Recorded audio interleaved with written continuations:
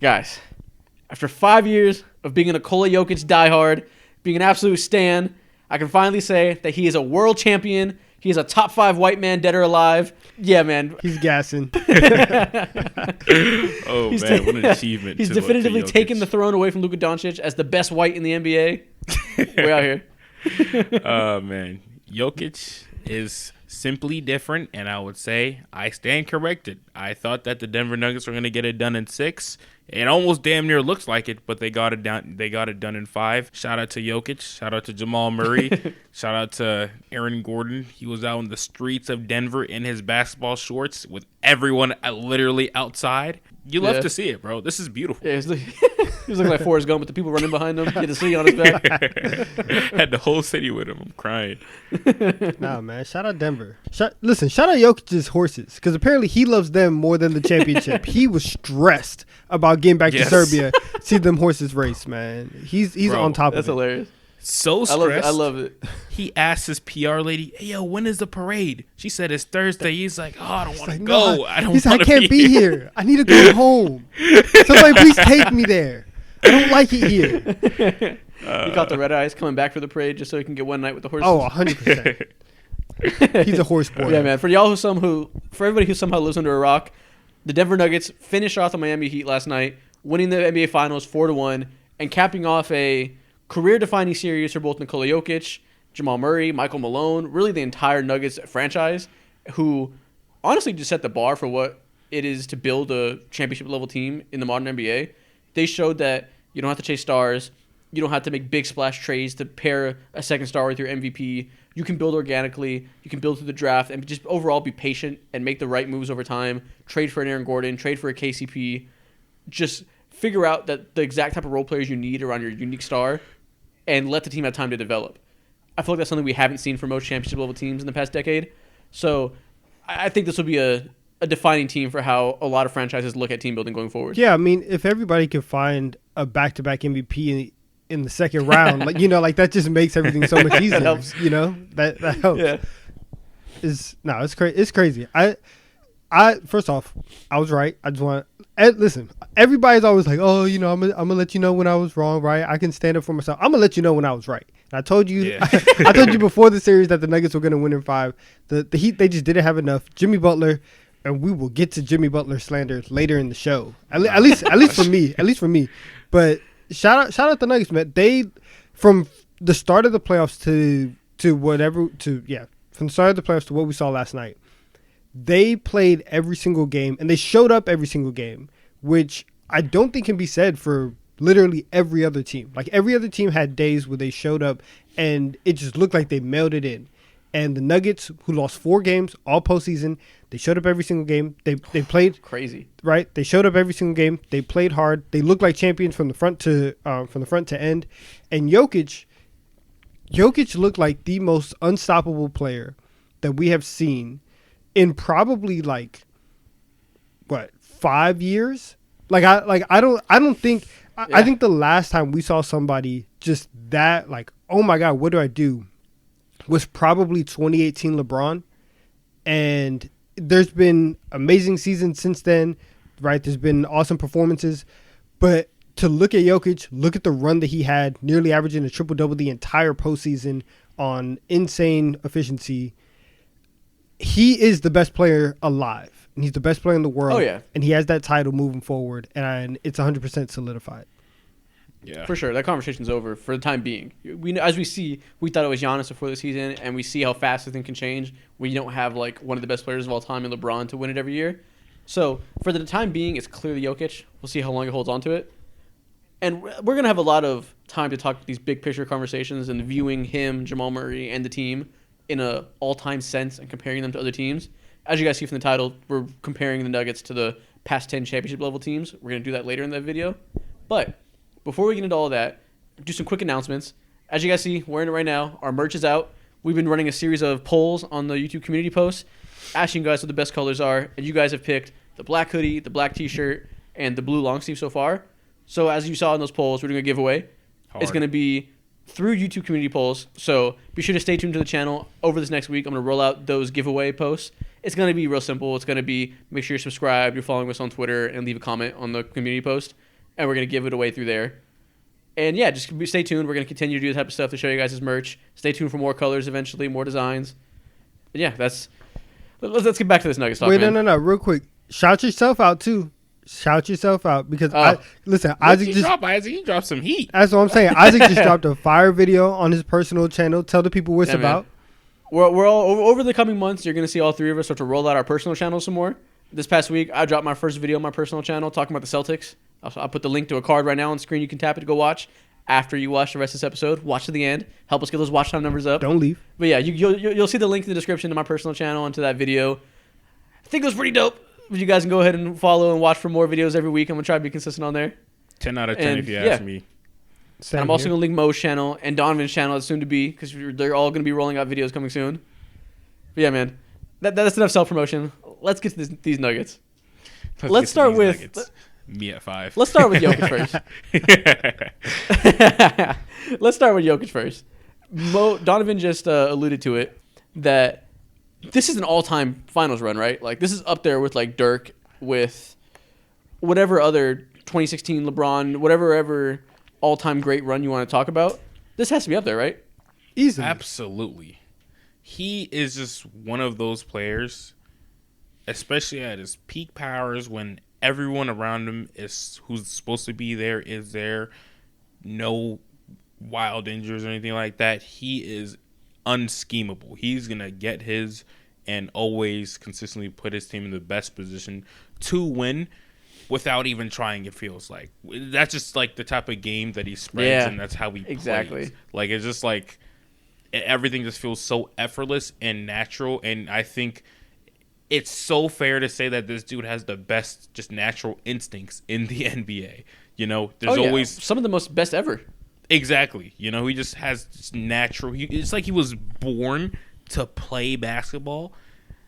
But, you know, like with that said, like with that said, he doesn't like wow anyone necessarily when it comes to his physical abilities. Definitely. Especially he wows. You're the number one Jokic stand. You're a munch for him, absolutely, bro. Oh my god. The way people talk about LeBron, Kevin Durant, whoever else are like made in a lab to play basketball from a physical standpoint, he's made in a lab from a mental standpoint to play basketball. Exactly. The way he's able to diagnose things so quickly, the way he spins off of a post touch, sees a double team and immediately knows lob, immediately knows kick to the corner, floater, like the speed in which he can diagnose a coverage is absurd. Like you said, he makes it look effortless, and that's completely facts. I know a lot of people were talking about this is an easy path to the finals for him and for the team in general because they played like an 8 seed, a 7 seed, 8 seed, whatever. So lame. But I think I saw Dragonfly Jones on Twitter said it that some teams have an easy path. Some teams just make it look easy because they're so good and deal with teams that easily. And I think it's the latter where they were a league above everybody else this year. So it seems easy because nobody can make them sweat. That these otherwise good teams just aren't on the same level. Exactly. And when you go ahead and look at the competition that they faced, the Minnesota Timberwolves, and after that they faced the Phoenix Suns, and they're talking about, like they faced the Lakers in the conference finals, and they were, a 7th seed. This is not like the same Lakers team that we all saw, laughed at, that started out, 2-10 at the beginning of the season. This Lakers team is elite. Austin Reeves has arrived. Anthony Davis being one of the best defensive players that we've seen over the last few years, especially, has arrived. Now, yes, LeBron is not the same, but he's still, top 15, 20 type good, even at this old hindered age. Yeah, 40 in the closeout game. He's still LeBron. Exactly, and so them steamrolling through I don't want to say steamrolling because every game was actually close, but they swept them. They steamrolled. They swept them, but it didn't feel like, regardless of the fact. Yeah. The Lakers were actually good, dog. So it feels like, I don't know why, but I feel like people are trying to find any way to discredit Jokic and the Denver Nuggets, similar to how people try to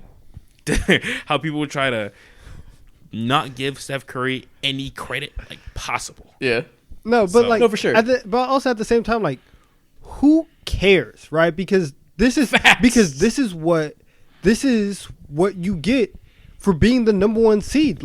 You get to go through the easiest path. You get to play the 8 seed, right? You get to then play the 4 and the 5 seed, and then they should have played if everything played out, they should have played the 2 seed in the conference finals. However, because you're the 1 seed, you get to go through 2 rounds to see if the number 2 seed gets knocked off. Like these are the perks, and these are these are the things that you get to hang your hat on if you take the regular season seriously, which some other people don't. Right? This is what happens when everything clicks. They were very healthy throughout the entire series. There was honestly like a 2-week stretch where you look at the Nuggets and it was like, hey, like, are they actually going to be able to do this? Like, they're losing games weird. Like, what's going on here?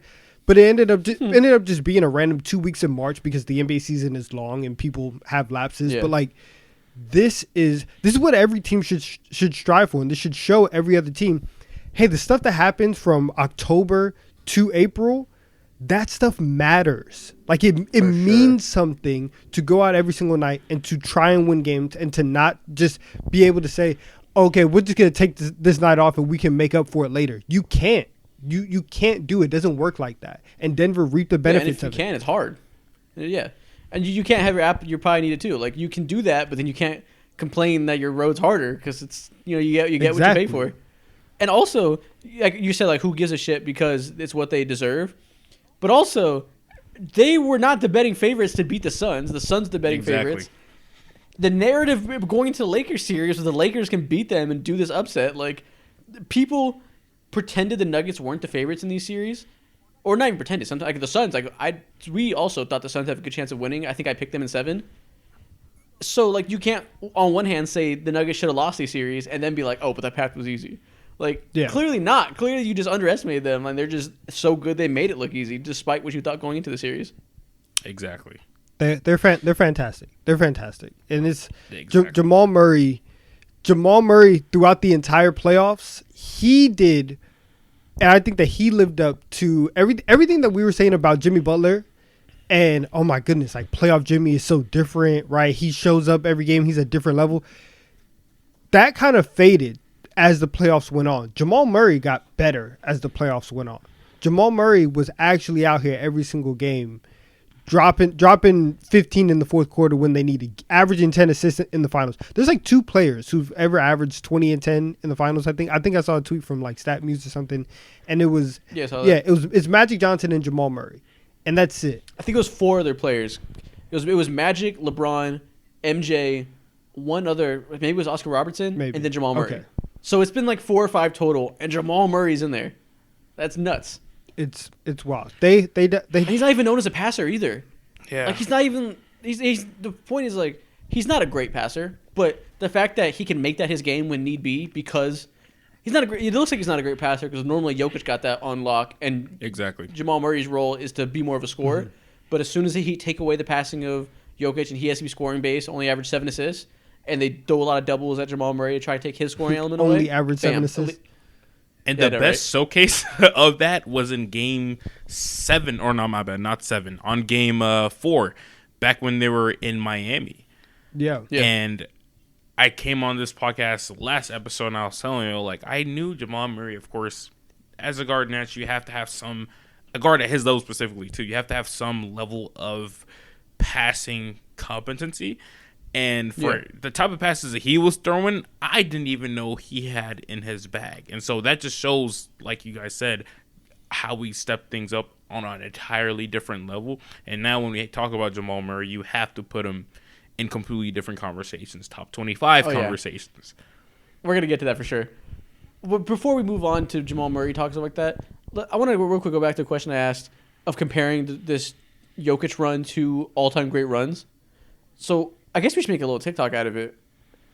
Actually, not make a TikTok out of it. But let's talk about this because he averaged nearly triple-double, like Donovan said. He dropped like 9 assists overall because the Heat did a good job taking away his passing. But 30 points, 12 rebounds, 9 assists for an entire playoff run where you dropped 4 total games and really never sweated. You were never trailing in a series at all. I think the only team in the past 20 years to do that is the Warriors. They never trailed in a series. That's insane. Is this as good as Dirk's run? Is this better than Dirk's run? Better. I would say better. His performance is better, but the competition isn't quite as good, which was insane for Dirk. That's what I'm gonna go to. I think I'm gonna give it to Dirk just because the path was crazy. Yeah. The path What was was wild his for them. path like for the people who don't remember? So I forget who Dallas played in the first round, but in the second round they end up sweeping the Lakers, who were at the time back-to-back champions.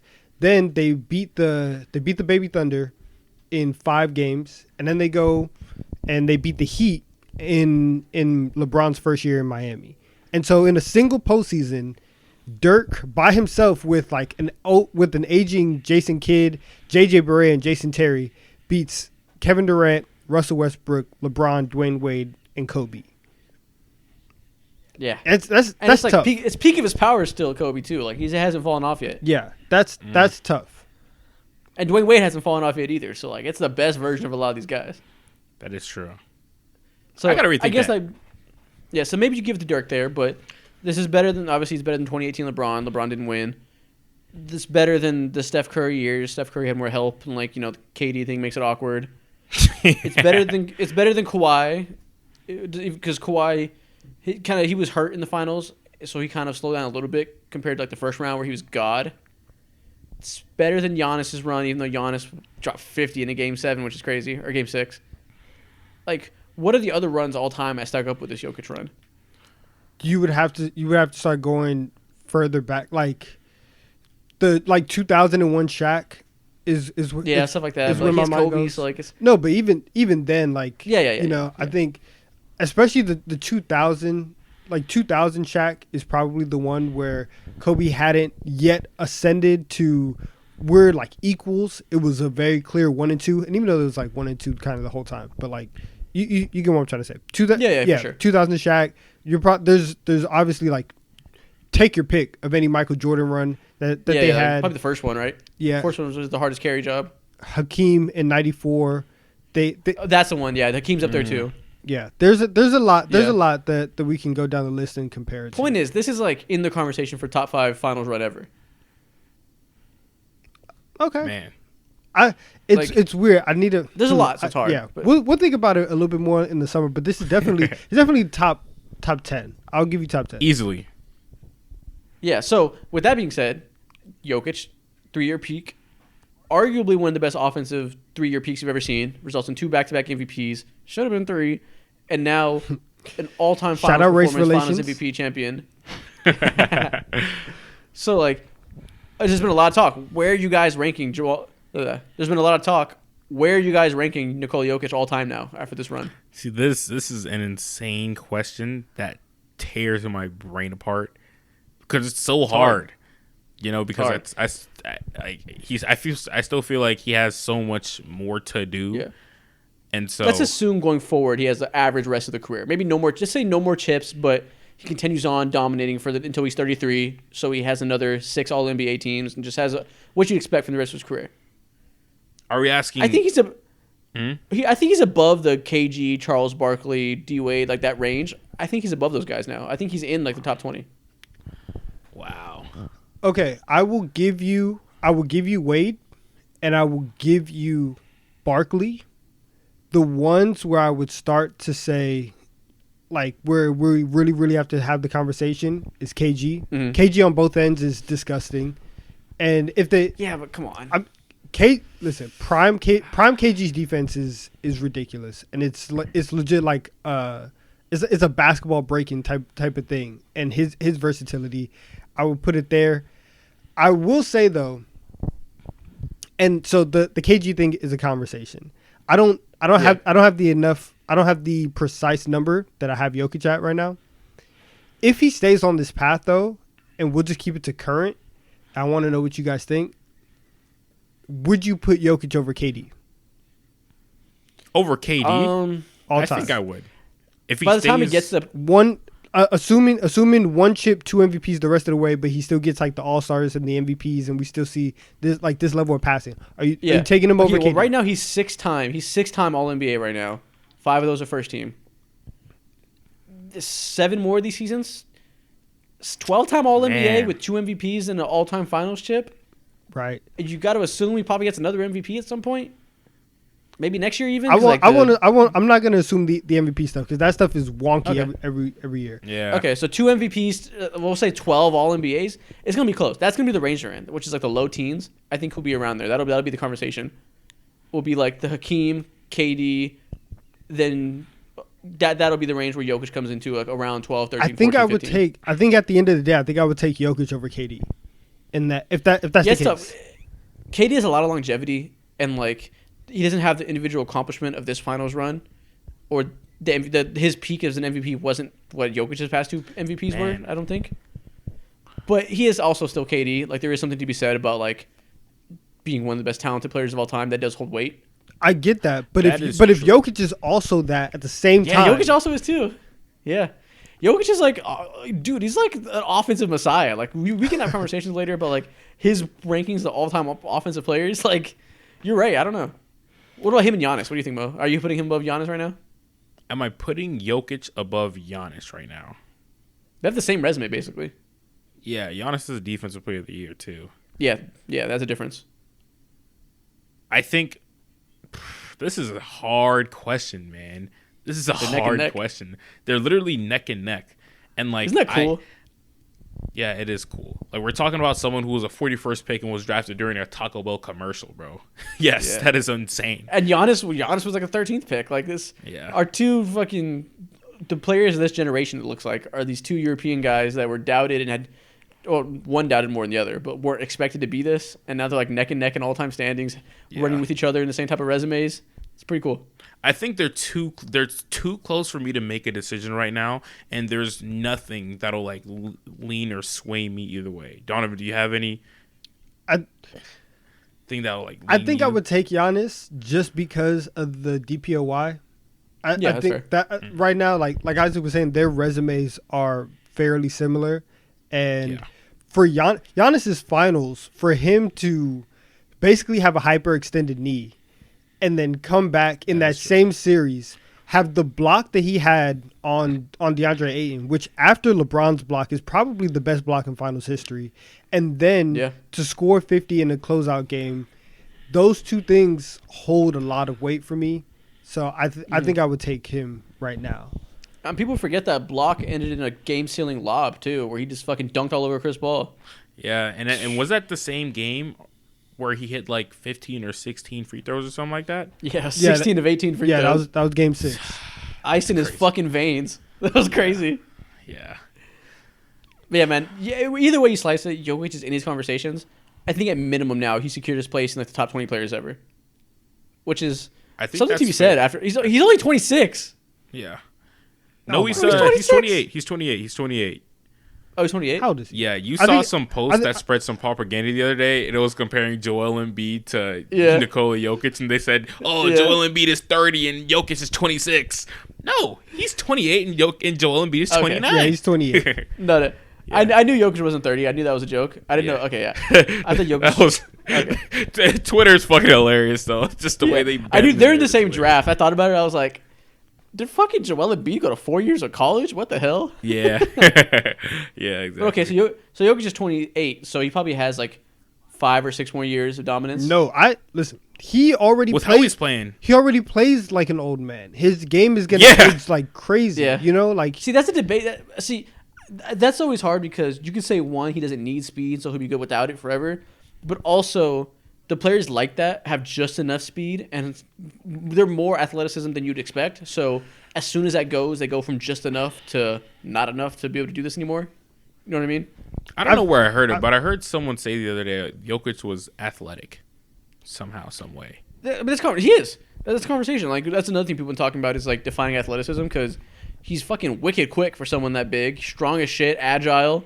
Like there is something to be said about defining athleticism as more than running and jumping real high. Oh yeah, absolutely. I guess you can throw in his quickness too for his size and No, how but that- like. Yeah. I don't know. But I think there's when we talk about Jokic's athleticism, there's a lot of qualifiers that have to get put on it, and I think once you, Is there? I feel when you're like, okay, well he's quick for a 7-footer, he's quick for somebody that size, he's quick for somebody who like doesn't have this, doesn't have that. At a certain point, it's just hey, he's just not like the upper echelon. He's not like a great Oh athlete. yeah, definitely not. No, yeah, no. and I don't think that anybody here was saying that, but he's just not a great athlete, and it's okay. We don't have to like everybody doesn't have to have everything. Sure. It is okay. No, I see what you mean. Where like he's good despite the athleticism, which is like it's a perk of its own. But also like, do you guys know about like the P3 shit? Nah, tell me about it. You know what it is? There's this thing called P3, which is a training facility in Santa Barbara that a lot of the draft prospects coming in, they do like really high level testing to test their athleticisms, and they'll do stuff like just really specific drills that like aren't mainstream at all to gauge their like lateral quickness and burst and like really specific stuff to test like true athleticism. A lot of players in the draft go through that so they can know what they need to work on, and they do that. And I think NBA teams buy this data from them too, so they can know like Amen Thompson is like a 99th percentile lateral quickness guy by doing these specific drills that really gauge stuff better than just like watching them play.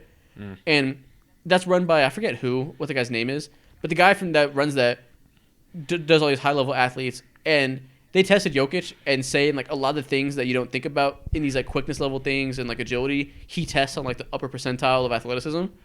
It's just not jumping high. You know what I mean? His post-up turnarounds are fucking crazy. That's one thing I will say. Like, that thing catches me off guard every single time, bro. Like, it gets me every time. Like, how did he just do that and not get away with any... Like, bro, what? He had to have traveled. No, he didn't travel. That foot is down. Damn.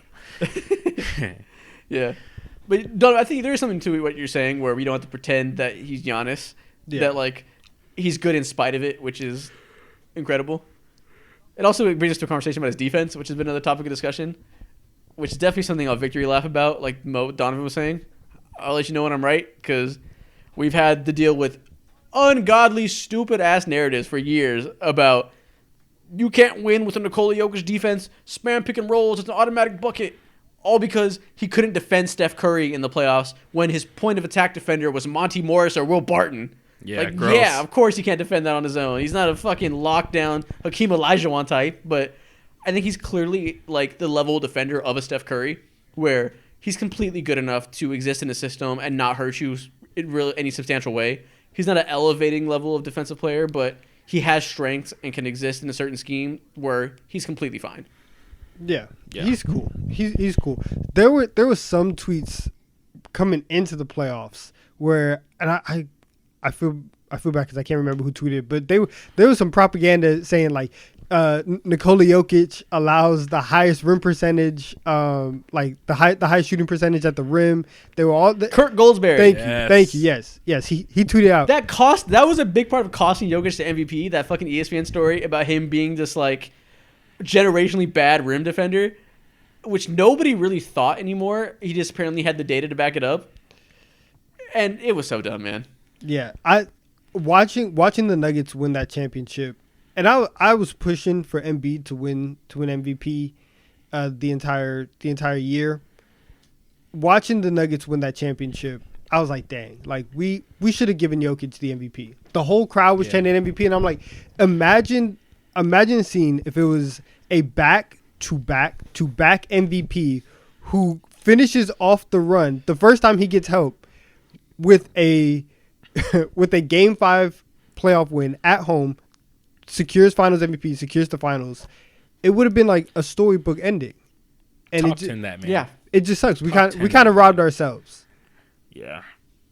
We didn't rob ourselves. Kendrick Perkins robbed us, and Kurt Goldsberry robbed us, and all these fucking dumbass ESPN merchants that wanted to drum up the arguments just because it was boring to vote him 3 times in a row. So we had to give one to Joel Embiid because it was good for TV ratings. It was so dumb. Isaac's finna go ahead and have a Nikola Jokic fanboy riot tomorrow at Connecticut, at Bristol, Connecticut. I've been past it. I've been over it. Like, we want Kendrick. It's not even a Jokic fandom thing for me. It's just like I hate stupid shit thing for me. Yeah. I hate when narratives like that take off that are just like anti-intellectual. It just bothers me because like people buy into it so easily, and there's so much confirmation bias in sports, and it's just like, how is it still a thing? Like, did you see the show with Mad Dog on ESPN today where he listed his top contenders going into next year? No. Who do you put? He put the Warriors 1, the Nuggets 2, I forget, I think the Lakers 3, the Kings 4, and the Thunder 5. Thunder 5. Like the Oklahoma City Thunder? Not the Trenton Thunder, I promise you. It's the OKC Thunder. Oh man. Okay. Why is this man on TV? That old man. What is ESPN doing? Listen, that old man is washed. He is washed. He is past his prime. He's geriatric. That's crazy, bro. Yeah. It's besides the point, but yeah, it's just the power these type of narratives from these major outlets have is crazy. And like you're saying, we were robbed of a generational 3-year peak. It still is that, right? Everyone knows that he was the best player in the league for the third year, so it's still going to age beautifully. But it would have looked good on paper. You're right. Yeah. You know what feels so good? I remember, so throughout the playoffs too, another super nasty narrative, something a lot of people were talking about in the NBA Finals specifically, was like, oh, these playoffs are boring, blah, blah. And yeah, there may be a game or two during the series that kind of wasn't that interesting or whatever. But I will say, like, over the last, 5 years, we've witnessed, like, first-time champions. We got the, of course, the Denver Nuggets. Then after the Denver Nuggets, there's the Milwaukee Bucks. After the Milwaukee Bucks, we got the Toronto Raptors. No, it was the Lakers, then the Raptors. No, it's Raptors then Lakers then Bucks. Yeah. Yeah. Thank you. Yeah, exactly. And seeing the sporadicness of the NBA and not, okay, like we were heavy in the trenches of like, okay, it's LeBron, Spurs. Okay, if it's LeBron, Warriors, KD. Like, this feels so refreshing, and it feels even better to see teams like the Bucks, teams like the Denver Nuggets. You could even throw in the Toronto Raptors too, even though they're kind of frauds because it was like a 1 year type thing or whatever. Regardless of the fact, like, I mean, it's the same for the Not make them Bucks. frauds. It's the same for the Make them Bucks. frauds. I just saw a tweet about this. And they're not frauds because Kawhi left. People act like they fell off because they started sucking. Kawhi left. Like, they materially changed. yeah, exactly. You're right.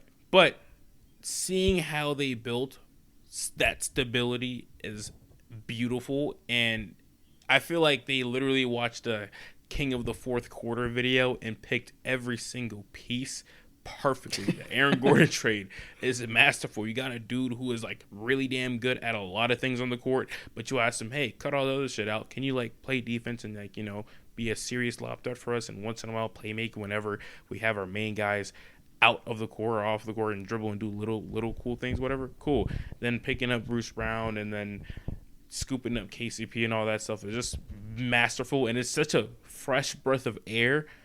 And I feel like the NBA landscape now is rejuvenated regardless of what everyone says. Oh, this is boring. You just want to see LeBron, Curry, KD, and all this other shit. Yeah. No, I think Donovan has a different opinion. We talked about this yesterday, actually.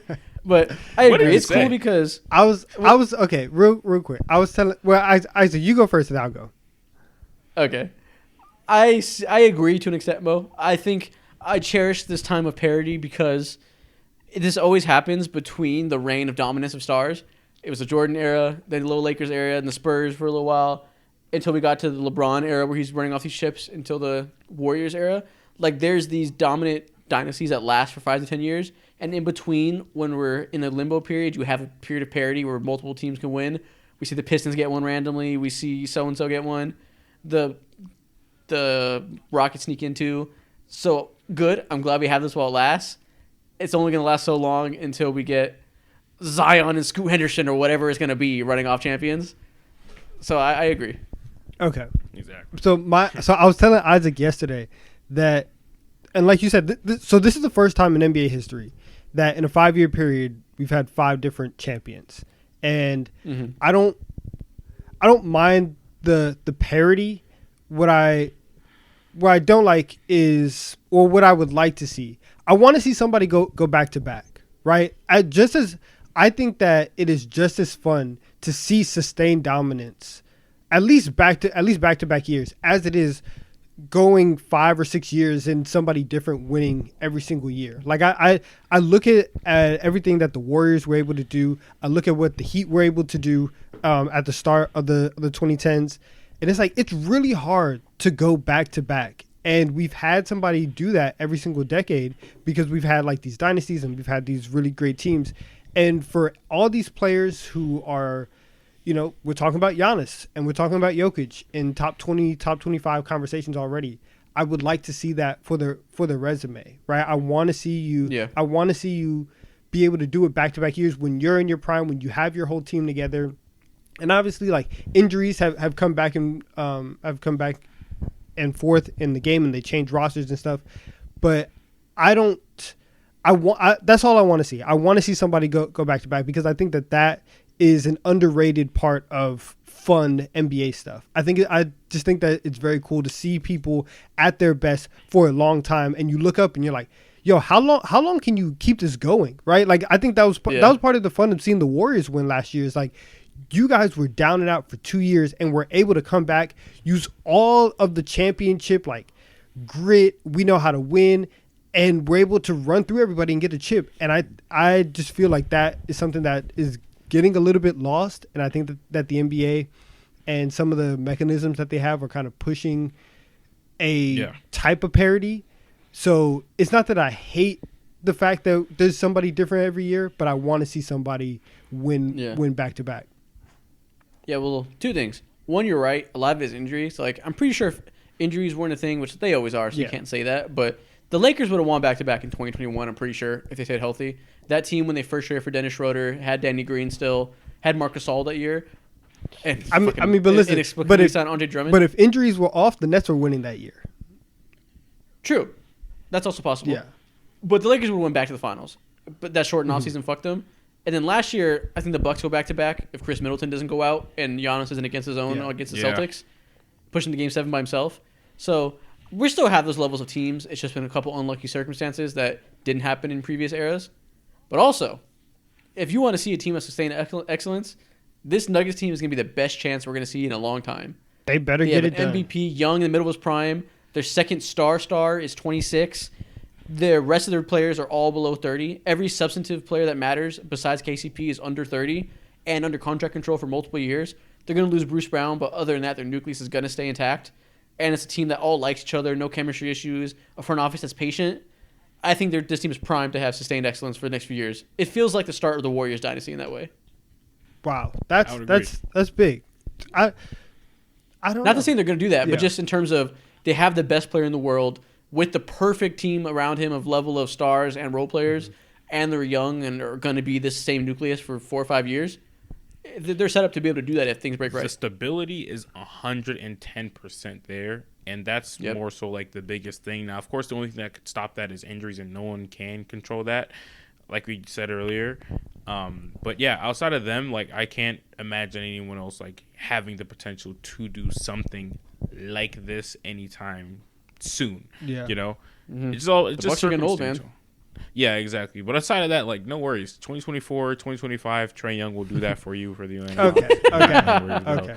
We're gonna start that generation run. Nah, man. Hop in the top. You 10 see the Trae Young tweet? He's so cringy. I hate that he said that. He just put a big ass target on his back. Oh, I mean, listen. No, he didn't. Nobody was taking him seriously. There's no target on Trae Young's back. I saw a tweet that said, "I'm taking this as a trade request." Yeah, and immediately I saw someone put a Lakers jersey over that tweet. It was hilarious. No, man. You saw the report. The Pelicans are trying to trade for Scoot Henderson, trying to get the number 2 or 3 pick. I love that. Zion stays healthy. Him and Scoot Henderson. All I'm saying, that's the best rim scoring duo of all time. I love that. They have all these assets sitting for no reason, and if they were going to do this, hey, it's time to go ahead and swindle the Charlotte Hornets, because it looks like they don't have any real interest in picking up potentially Scoot Henderson and whatnot. They will love Brandon Ingram. They're going to love him so much. He's going to be perfect for LaMelo Ball. It's going to be great. They're going to love him. The vibes will be immaculate in that locker room. Absolutely. Listen, they want Brandon Miller. Just get the good Brandon Miller. The person you want Brandon Miller to become, just go get him. Exactly, bro. Perfect. just give Scoot to the Pelicans. I need it personally as a big Zion Williamson fan. Yeah, exactly. The setup is so beautiful, bro. They have a boatload of picks, and I think a couple months ago, I think Zion was killing it for the Pelicans, and they were number 1 seed in the West, which is crazy to think about, bro. The NBA season is over. Wow. And then that big boy hamstring went haywire. Yeah, exactly. It went haywire, and then his life went downward spiral, talking all these. Anyways, regardless of the facts. I'm about to make my next YouTube video is me about him. I'm putting out next week. That's fire. About Zion. It's going to be hilarious. They better go ahead and have post noties on for you, Isaac, for real. But we were talking about what NBA star would make the most sense for someone for Zion Williamson, and I think you might as well cash into someone who's ultra young, like Scoot Henderson, because if you don't want to bring in someone like not a terrible fit, but not a great fit, Karl Anthony Towns or Damian Lillard or anything crazy like that, because there's a timeline, and you'd have to have expectations for Zion Williamson to be ready to go in that moment, and he hasn't shown or proven that whatsoever. So cashing in on someone like Scoot would be amazing. It also makes them not reliant on Zion anymore. Like that, if his injury luck doesn't pan out ever, they can be on Scoot's timeline. He's that caliber player. We think. Obviously, you never know how pans out with prospects, but it gives them an opportunity to turn a new leaf if things go haywire with the Zion situation. Shit, they might fuck around and trade Zion for Scoot Henderson. Like we saw that. We saw that. That would be crazy. That would be insane. I wouldn't expect that. I think that'd be a little stupid. But listen, they have more medical information than we do about Zion Williamson, so it wouldn't be the most surprising thing if it happened. But I think it'd be stupid. So let's hope they don't do that. Yeah, that's a bad move. Yeah, it'd be dumb. Yeah, too soon. But going back to the team at hand, where are you guys ranking Jamal Murray at this moment? Jamal Murray. Among point guards. Let's go there. Is he a top 10 point guard? Top 10 point guard? I'm just going to say yes without thinking about it. He's a top 10 point guard. Without thinking about it. Is he pushing top 5? Man, after that performance, that's tough. Okay. Steph Curry. Luka Doncic. No. Damian Lillard. No. Ja Morant. Conversation. You have to have a conversation. It's still Ja. Are we counting Shea's a point guard? We'll say that. Shea's still better. That's 5. Who's after Shea? You taking Jamal Murray or Trae Young? Ooh. Man. Ooh. With the way Jamal Murray is playing defense against whatever version of Jimmy Butler that we saw, looked like the Stanley Johnson Jimmy Butler version, regardless of the fact, it was pretty damn good. Personally, I'm still taking Trae Young. We had these exact same conversations 2 years ago back in the bubble, and that wasn't holding any weight whatsoever, so I'm still taking Trae Young over him. Okay, we'll give it to Trae Young. That's 6. All right. Tyrese? Kyrie? I'm giving it to Jamal, I think. Wait, am I giving Kyrie? it to Jamal? Okay, we're not talking who you rather build around. Kyrie's a nutcase. We don't want to build around Kyrie. But in terms of being a good player, Kyrie's probably still better. I think Kyrie has gotten himself into a situation where he's a little bit underrated now. I think it depends who you're talking to. He's also still overrated by some people. I'm still taking Kyrie. Yeah, Kyrie's still, he's the 7th best point guard in the league. Kyrie's still at least number 7. Yeah. He's still better than Trae Young too. He's number 6. Okay, so that's 7 point guards. Halliburton. Oh, that's a tough one. I think that's hard as fuck. Tyrese versus Jamal. That's hard. Listen, we have to change topics because it's gonna sound like we're disrespecting Jamal the day after he won the finals. Yeah. The more we keep going, we're gonna mess around and get out of 10. No, but he's top 10 though. De'Aaron Fox. That's hard. De'Aaron was just snapping, bro. I might have to take Jamal Murray out of respect for what he did. I think it's a respect factor for me. I'm taking him over Darius Fox. Garland. Yes. Guys, next segment. Is hard, bro. Damn. We're disrespecting Jamal. It took a turn. Brunson? I think I'll take Jamal. Over Brunson. Drew Holiday? I'll take Jamal. Yeah. Okay. So at worst, he's like 8th. At best, he's like 7th or 6th. So that's cool. I don't think I'm forgetting anybody else that we need to bring up in this conversation. Not relevant right now. I don't think anyone else is relevant. Yeah, Chris Paul fell off. We cut in James Harden as a point guard. Yeah, but Jamal Murray or James Harden? In the playoffs, give me Jamal Murray, one of the biggest fucking playoff risers versus one of the someone like James Harden. I'm good on that. Bro. Yeah, for sure. Give me. That's Jamal. difficult because he's still James Harden, but like that's no. Yeah, but you've seen his movies. You know what he's about. Okay, so more of the story is Jamal Murray is a top 10 point guard. Yes. Despite not being an all-star, which is crazy. But not top 5 yet. We'll see if he keeps making leaps. But top 10 point guard, man. That's from someone who thought his leg was going to fall off last year and thought he was going to be traded because he's damaged goods. So dramatic. Top 10 point guard is pretty cool. Nah, it's solid for him. Shout out Jamal. Yeah. Yeah, man. Yeah. Let's move on Congratulations to on his first All-Star next year. That's gonna happen. Oh yeah, that's on the way. Yeah. Just because the NBA Finals is over doesn't mean that you have to stop using Underdog Fantasy. There's sports going on every single day, all throughout the summer that you can make entries on, and you can make them on the app or you can make them online because Underdog Fantasy is the best and easiest way to play fantasy sports online. And if you sign up today using promo code TD3, Underdog will double your first deposit up to $100, which is free money to make more entries all throughout the summer, right before NBA season tips back off again. So sign up today using promo code TD3 and get in on the action with Underdog Fantasy. Let's move on to something else. Let's rank the Nuggets among the last 10 championship teams. And we didn't do any prep for this. We're not like doing what we usually do for rankings where we go into it and have our own list. We're going to do a group list as we go. So these are the last 10 champions. You guys see them all on the right side of your screen right now. Number one off top, 2017 Warriors, right? Yes. Yeah, easily. They got put it. 2017 and number 18. one. Whatever. 18's number two? Yeah. Okay, so Warriors are off top number 1 and 2. Oh, okay. They have KD. After that, then this is where things get open. Are we going 2013 Heat, 2014 Spurs? I'm taking the 2014 Spurs. You think they're better than the 13 Heat whenever D Wade was still really good? Yes. That 2014 Spurs team had absolutely everything. And listen, the 2013 Spurs were a free throw away from beating the 2013. Okay. That's true. Yeah. Yeah, so we're still not at the point, though, where the Nuggets can get into these conversations quite yet. Like, we're taking the Spurs pretty easily, right? Yeah, yes. I think that's fair.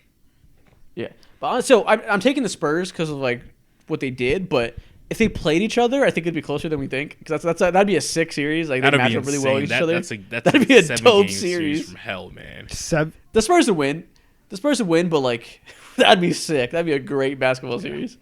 Yeah. Okay, so Spurs number 3. Heat number 4 is difficult. We have the Heat as an option. 2016 Cavs are really good. I think I'm taking the 2013 Heat over the 2016 Cavs. The 2013 Heat are hard to rank. Like, it's hard to look back at them because LeBron at the peak of his powers, D Wade, their talent was so crazy, and they were a great team, better than some people remember them for, but also probably not quite as good as you would think, given the fact that it's LeBron. But that's also the team that had the 27-game win streak. That was also the year. True. That's also the year that Bosch starts extending his range out, right? So you get into a situation where they can play kind of in the modern NBA. You have that stretch five. They can match up with a lot of people in this league. They had shooters. That was the one with Ray Allen on the team. So I think that's why I like the 2013 Heat a lot. So I think I would take them. I would take them over this year's Nuggets. Let's put the 2013. Oh yeah. We're still at the point where the Nuggets firmly aren't in here yet. But listen, the Nuggets coming pretty close. Okay, I'm cool with the Heat at 4. Who's next? 5 is now where any team could be in 5. Yeah. Because the 15 Warriors weren't overpowering yet. 16 Cavs are really good. Have a great chip on their resume with that crazy comeback against the best regular season team ever. Are we sure they're better than this year's Nuggets? That's also like prime LeBron. Yeah, so that's prime LeBron is a cheat code that is like second to none. So I'm giving the Cavs the nod. Okay, who else is in the conversation right here besides the Cavs? Are the 15 Warriors are going back and forth with them. Are they in the competition? Damn, this is so disrespectful. That's where my line is between this year's Nuggets and everybody else. It would be between them and the baby Warriors. And so you firmly have the Cavs at 5. Yes. What about you, Mo? Are you rocking with that? I don't know if I have the Cavs at 5. Who would you have there? I'm starting to think if we should have the Nuggets there, but I can't afford that. This is like prime LeBron. Yeah. And so the thing is, that team was bad defensively, not bad, but not up to par defensively with most championship level teams until the finals when they strapped it up and locked in. So clearly they had that gear they could go to. And we're not talking about who would win in a series either. It's like, just who's the best in their respective year. So we probably got to go Cavs here. I have to say the Cavs for sure. Okay. Cavs want at to put 5. I want to put the Nuggets higher though, but I just can't. I can't be serious. Okay. So now number 6, Donovan has Warriors and Nuggets in the conversation now. I think we could all agree that though both those teams are vying for this spot. Do any of the other teams have a case? Do the Raptors have a case? The 2020 Lakers have a case here. I think the 2020 Lakers have one of the most dominant defenses that we've seen over the last 10 years. They had the crazy stat where if they were up going into the fourth quarter, they were 57-0. Like they did not lose. Holy shit! Yeah. They did not lose with the lead after 3 quarters. They were that dominant. And LeBron still pretty much peak LeBron. AD had a jumper. That year, AD and LeBron were legitimately the 2 best players in the NBA for that run in the bubble. So AD was the best defensive player in the league, an unstoppable rim scorer, and did not miss a jump shot from the mid-range, and he had a respectable 3. So that's where we're at. Yeah. So we're at 2020 Lakers, baby Warriors, and then this year's Nuggets. I'm taking the Lakers over the Warriors. Okay. For sure. I think that's fair. It feels disrespectful to the Warriors because they're the Warriors still, but I'm going to disrespect them a little bit. Okay. Do we think that Lakers team is better than the Nuggets team? What would be the argument for the Nuggets? What would be the argument for the Nuggets? Yeah, like being the better finals team. I think the argument for them would be... Oh, man. They both had the best player in the world at that given point. LeBron was still the best player in the world. Jokic is now. AD is a bigger swing factor than Jamal Murray. Exactly. The rest of the team is pretty deep on both sides. Nuggets have better coaching, I guess. This is a hard one. This is super hard. I'm thinking, oh man, this is hard to think about, especially when you're not matching. I each guess other the up. shooting. You're just talking about the respective years. So shooting. Yeah, I guess the shooting for Denver would be the differentiating. Wow, that would be the differentiating factor. Thank you. That would be the thing. But defense wins championships, man. So like elite, yeah. The Lakers weren't a great offensive team. They were an amazing defense with the 2 best players in the world, so their offense would go through that. Also, the Lakers did beat the Nuggets that year, so that is something. Yeah. It wasn't the same team, but they beat them in 5, I think, too. So now that I think about it, I have the Lakers over this year's Nuggets. I just think, even like Mo was saying, even though that they swept the Lakers this year, it was still like there were a couple games that could have went either way, and it's a better, healthy LeBron. It's the best version of Anthony Davis. And they also like if we're doing this on 2K, are like they both have KCP, so the KCPs cancel each other out. Then you have like Kuz versus Aaron Gordon. Danny Green was still good. Caruso. Yeah. Then Rondo. Caruso would have been given Jamal Murray a couple fits. Yeah, exactly. And Rondo. I'm not Rondo. Rondo was a thing, but like Mo said, Dwight and JaVale were like solid. That's a huge factor in my mind. I mean, listen, we can go Lakers. I'm with you. DeAndre Jordan got minutes yesterday. I don't know. Oh my god, he looked kind of serviceable. I'm cool with Lakers. Yeah. Okay, let's go Lakers at 6. Let's give the Bron credit. I think that's kind of like the deciding factor. Yeah. We give the Cavs the Bron credit. Yeah. Okay, so Lakers are at 6. So 7. Nuggets. 2015 Warriors or 2023 Nuggets. Give me the Nuggets. I'll take the Nuggets for sure. Man, that was a great Warriors team, great. But I feel like they don't have an interior presence to keep up with Jokic. And although that's like, but they're not playing each other. That's not the game. No, but I'm saying like if we're doing like a 5-on-5 matchup, that's where my mind goes when I'm starting to talk about like comparing the two. But like the Warriors defense was great, but at the same time, I think this Nuggets team is just I'm thinking about this when it comes to like the level of domination and how good you were for that time being. The Warriors are really damn good, but they weren't. I don't want to say they were groundbreaking, or. I mean, they did kind of walk to the finals. Like it's not like they had a hard. Like okay. They were down 2-1 to the Grizzlies, but after that, like they got rid of the Rockets in 5 games in the conference finals. And Yeah, they're incredible. They won 67 games in the regular season, so there's that. I feel disrespectful by saying that. 67 to 65. Yeah, but I think Jokic is the deciding factor. That version of Steph Curry wasn't the go-to scorer he became later in his career, whether it be because of system, because he added weight, just more mature. The narrative around Curry in the playoffs is always stupid with like him choking or whatever, but there was something to it. He was more schemable back then. And we're seeing peak his powers Jokic, who there's no answers for. So I think that might be the deciding factor. The same way we gave the LeBron credit for the previous matchups, I think we give the Jokic credit here. Okay. Exactly. Fair. I think this is that's a perfect way to put it. Yeah. Honestly, we're gonna get cooked for putting the Lakers above the Nuggets. So like, let's get Nuggets that spot here. It is what it is. Yeah. Okay, so Nuggets at 7. So 8. 8. We go 2015 Warriors. Yes. Okay.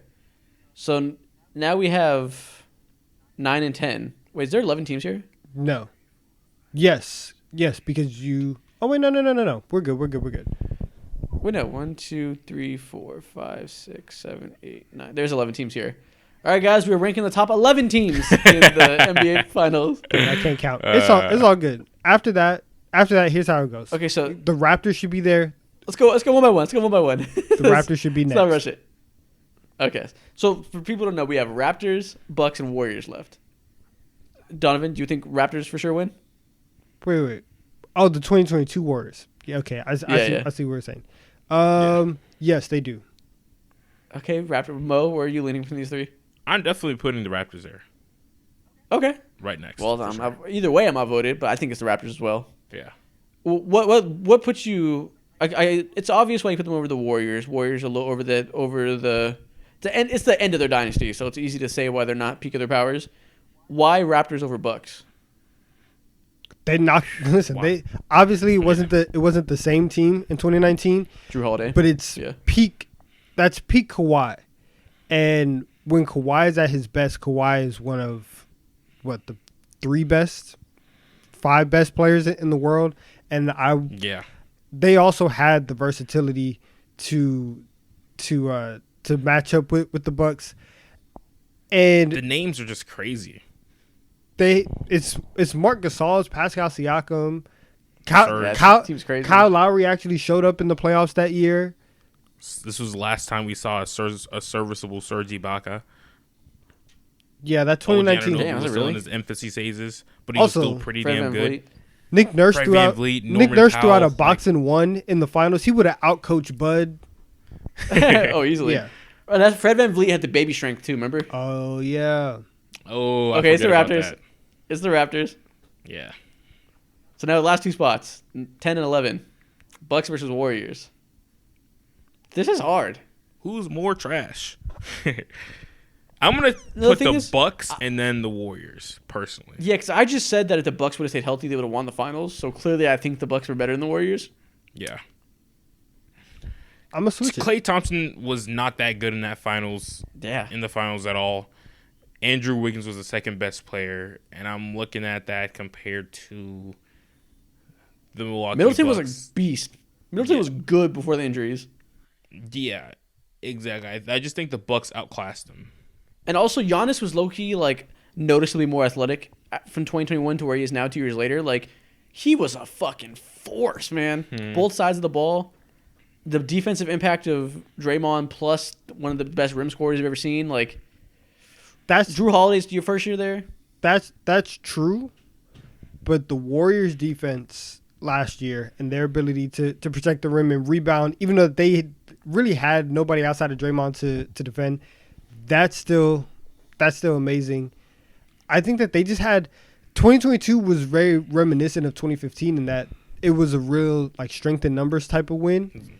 And we talk about the 15 version of Steph and that guy not being able to just go and get a bucket, and he wasn't as seasoned as he was. Last year, Steph Curry is driving to the basket whenever he wanted. He's pulling up, He's incredible. telling people to ring me in the third quarter. He was different last year. So I'm going to ride with Steph over Giannis. Okay, well, two-thirds outvoted. Bucks go 10. Warriors are a great team, but they're 11. Y'all suck. It is what it is. Yeah, this is a great list. This shows was us where the so Nuggets tough, stand. bro. My head is like slowly churning, thinking through all these things, dude. Yeah, I feel confident we got everything right. The only thing is Nuggets versus 2020 Lakers. That's the hardest part, I think. Yeah. Where if somebody yells at us for saying the Nuggets are worse, I understand. I kind of feel like the Nuggets deserve that. But we can't go wrong with the Lakers, right? It's a LeBron team. Yeah. It is what it is. Yeah. I'm not losing too much sleep over that one because it's so flip flop. I think it was, I don't know, the lasting image, even though the whole bubble thing happened, the lasting image that I have of the Lakers that year was beating the Bucks on a Friday night and then beating the Clippers on a Sunday, and it was very clear, like, okay, the Lakers are here and they're probably gonna win the chip, and like that's just what it is. They were just that dominant. Yeah, I'm cool with it. This is a good top 10. You guys know what time it is? Tell me. It's TikTok time. It's TikTok time. Let's get into it. Let's get into it. Yeah, we the street pharmacists. We feed in these fiends over here. These people in these TikTok teens are not gonna know what the fuck that means.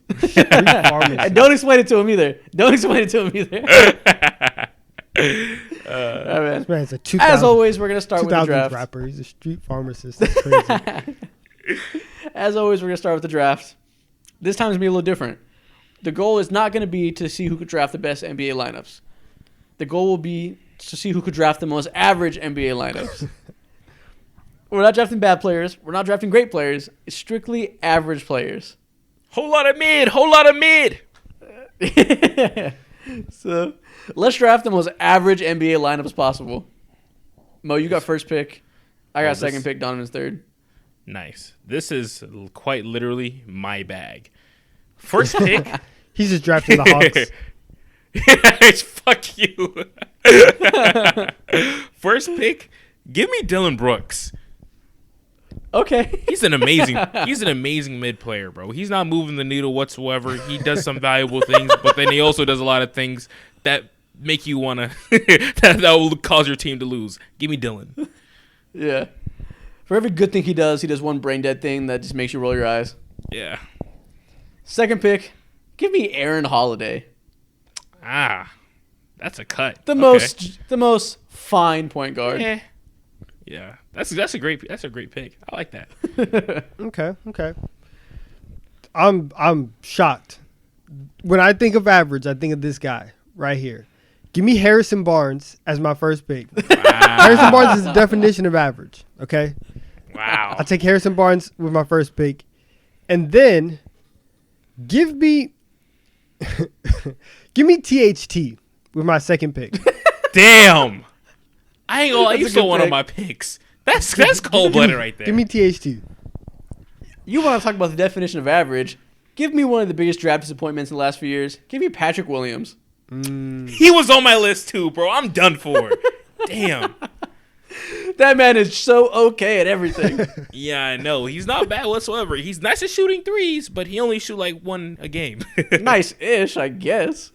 All right. Speaking of the Hawks, give me DeAndre Hunter. Y'all told me that he was the next Kawhi Leonard. He's off my list. I don't see none of that. He's off my list. And then at my center position, give me Yusuf Nurkic. I am sick of seeing that man play basketball, bro. Why is he still on the Blazers?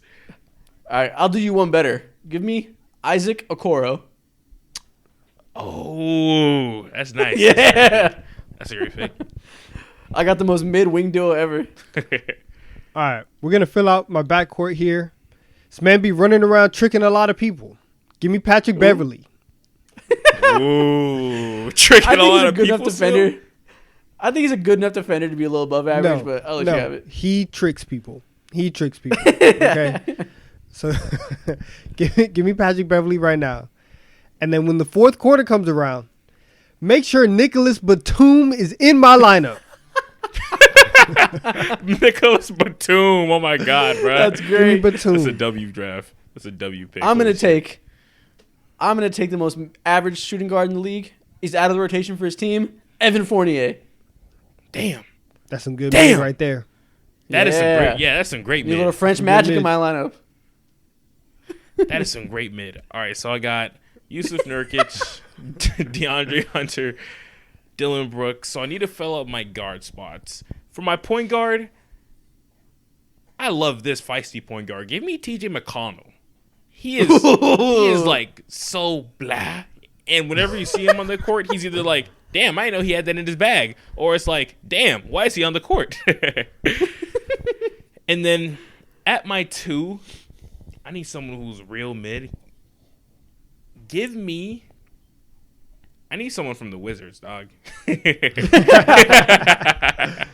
need someone on the Wizards. Who is that dude on the Wizards that you were Corey raving Kispert? about a couple episodes ago? Not like way earlier in the Oh, season. Goodwin? Yeah, name no, it Goodwin? was him. Him. I don't even know his name. Him. I can't remember his first name. Yeah. Is it Marcus? Marcus Goodwin? I don't know, bro. I can't remember. I cannot remember. Let me go ahead and check that real quick, just to make sure. Oh my god. That's bro. hilarious. Look at the Wizards roster. That's Yeah, so I'm funny. gonna look at the Wizards roster. Yeah, him. Also, Yeah, I Jordan think- Goodwin. there we go. That's hilarious. There we go. All right, guys. Pack it up. I just won the draft. JaVale McGee. That hurt my heart. That hurt my heart. He's trash. He's trash. He's on, man. He's trash. Aw. He's trash. Come on man. now. No. You lost Don't the do him draft. like that. You fumbled. Don't do him like that. Listen, I need a center, right? Give me Bismack Biyombo as my center. He's a good pick. 0 net rating team. I like it. You're not moving the needle at all.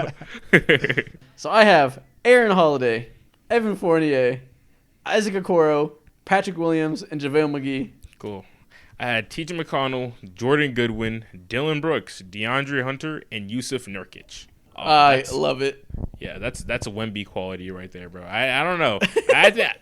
Who had the most mid team? We'll let the comments decide. Yeah, let you guys decide. Next thing we're going to do, as always, a tier list. This time, in the spirit of the draft being next week, we're going to do a tier list of number 1 draft picks. So Let's get into we'll be it. ranking how they turned out, how good the pick was. You know the fucking vibes. So Let's do it. let's put these number 1 NBA draft picks. I can't talk. Let's put these number 1 NBA draft picks into a tier list. First off, Kyrie Irving. S tier. He has to be in S. He won a championship with the team that Yeah. drafted him. You True. can't say that I for a kinda lot wanna of go number A 1 tier. picks. I kind of want to go A tier. I want to reserve S tier for like players that became one of the best players alive. Exactly. I feel like if you put Damian Lillard in those same shoes and he just played with LeBron James, like, you know what I'm saying? Like, he did what he was supposed to do. He didn't do anything monumental for the Cavs. Well, he did do. Okay, let me take that back. He could have been Kwame Brown. he could why have he's done A tier. that. He could have done that. That's why he's A tier, but That he is- wasn't a LeBron pick. He wasn't like the best player in the world. So I want to save S tier. Yeah, A tier for Kyrie. I think that's fair. Let's reserve the S tier. I think you It have to be a was top like 5 that. player at some point to be S tier. Yeah, All right, that's let's fair. keep going. He definitely Ben gave Simmons. top 5 vibes though. No, he did not. Ben Simmons. D tier. This was tough. He should. He did. He was a multiple-time All-Star for the team that drafted him. Yes, but then he cost him a playoff series by not dunking the ball over Trae Young, and then no, it's With D the tier. way Yeah, he he did- went out, They had to trade him within the first 5 years. So I think this is a C to be honest. I was thinking C too. He made his accomplishments very short, and when he came out running throughout the first few years of his career, he was that guy. But He I played think C 3 for- years with them He played more than 3. Was it really just 3? because he missed his first year, and then he didn't play the last one with them. Okay. I just feel like if you become an All-Star, you got to be at least C. But if you get traded within 5 years, you can't be above C. The way everything went down was just so destructive and so messy. Yeah, you're right. It has to be D. Like, there's no way that this could Well, be. he got them James Harden. That's the best thing he's done for them. Like, it's no. What did he do for him? No. C tier. C tier because he was a positive trade asset. Oh my god. All right, next one. Anthony Edwards. This is too. I feel like this is too B early, tier? but B. Like I was thinking A. I think this year in the playoffs he kind of proved that he's going to be on the star trajectory. So I feel comfortable with A. I think I'll definitely feel comfortable with A now and also long term for sure. He just hasn't. It just hasn't been there yet. Like he's Yeah, but he's shown he hasn't disappointed. He's shown it, but like putting him, it's the same logic that you guys had with LeBron and Kyrie. I don't think that he has done enough to be on the same level as Kyrie in the tier list. So I'll put him at B. But with Okay, we what can do he's B. been given so far, I think he's done enough. Okay, we can go B, but soon to be A. I think we all know he's going to hit that level. Sure. Cool. Zion Williamson. C tier. C. This is an awkward one. Yeah, C. You could say B because when he's healthy, he has been truly incredible, and He's just not healthy. there's still hope he's going to stay healthy eventually, but he just hasn't played enough games. It's like, bro, what have you done for my team other than give us revenue from selling out tickets and also giving us more clout? They're not even doing that. They don't even have clout. They're still the Pelicans. Like they don't have clout. What are you talking about? Well, I remember like he did give them clout because as soon as the Pelicans got the number 1 overall pick, they sold out season tickets immediately right after he got drafted. So, or not right after they found out they had the number 1 pick. So, and he didn't play that year, so they ended up getting rid of a lot of those tickets. Nobody came. That's true. Yeah. C. Yeah, man. C's fine for now. I have faith he'll get healthy eventually and prove that he's like A or S tier, but for now we gotta go C. Yeah, for sure. Anthony Davis. Is this a S worthy or what? I guess S I tier. think he was a top 5 player. Gotta be S I tier, guess right? S tier. He's won a championship. He's Yeah, like, he lived up to what he's supposed to do and more. Like he was legitimately a top 5 guy. S tier. Definitely. There's S tier. I feel like a lot of people would disagree because they still don't feel like he should have been at the peak, or he has been at the peak of his powers. But S tier for People are sure. haters. I don't care. DeAndre Ayton. Oh man, this is like a D, man. what? It depends. Stinker. They're about to. He's about to be out of Phoenix. And it's like it's hard to not hold the fact he could have been Luka against him. Yeah. No, I Like, they actually missed out on don't Luka hold because that running him. again. He coming in, Ayton was this 7-foot prospect who had all the offensive tools. He was very solid defense. Like he looked like he was going to be. If you have the chance to get an all-around 7-footer, you just have to take that over everybody else. Like I'm not holding that against him. What I am holding against him is the fact that he has been rescinded into a role that is like we can get anybody off the street. Obviously not anybody, but we can get anybody off the street to go do what you do. You're out here fighting with the coach. You're fighting with CP3. Your effort looks questionable on a lot of plays. It looks like we're gonna move on. They didn't even want to give him the contract last year. They gave him the contract just so that they had the ability to trade him later on. Yeah, he's got to be D, right? He's not even an all-star. Like he's got to be D. Yeah, he's whack. Yeah. He's not F because F is like Anthony Bennett and shit, but he can't be higher than D. Yeah, D is very fair. You like Jock and Longdale steal your minutes, bro? Get out of here. You're not touching A, B, or C. Yeah, you're lucky you're touching D, honestly. Yeah.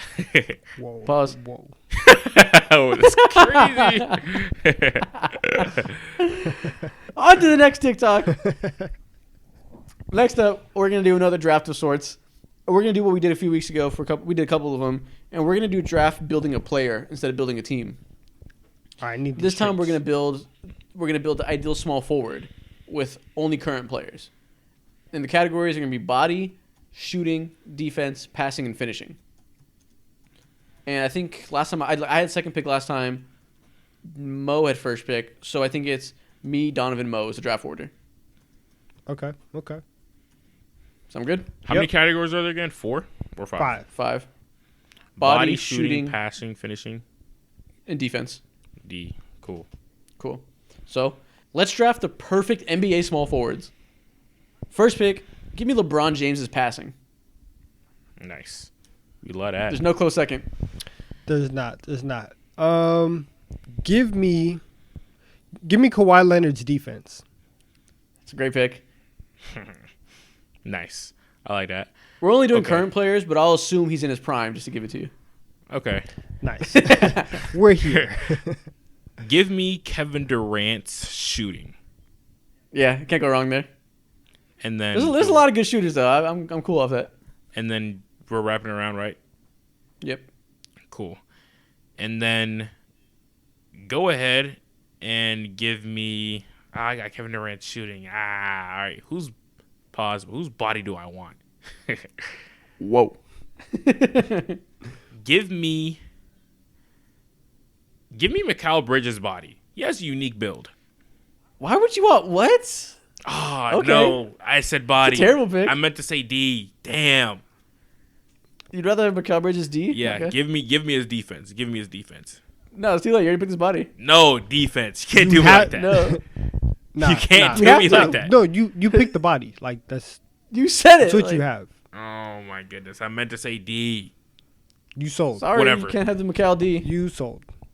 You sold. Okay. Let's see. When we get to this is tough. When we get to body, give me Scotty Barnes' body. Okay. Okay. I don't. That's a good pick. Got the length. Yeah. All right, my turn. Damn, you picked Bridges. I wanted his defense, but you stupidly picked his fucking body. At least I got him off the board. Give me Aaron Gordon's finishing. Aaron Gordon? Yep, dunk champion. Isn't he a 4, though? Do you want to count him as a 4? I mean, I think he's primarily known as that. Yeah, he did have his years in Orlando when he was a 3. Should I pick somebody else? I think that's fine. Whatever. No, you got it. Yeah. Okay. And then,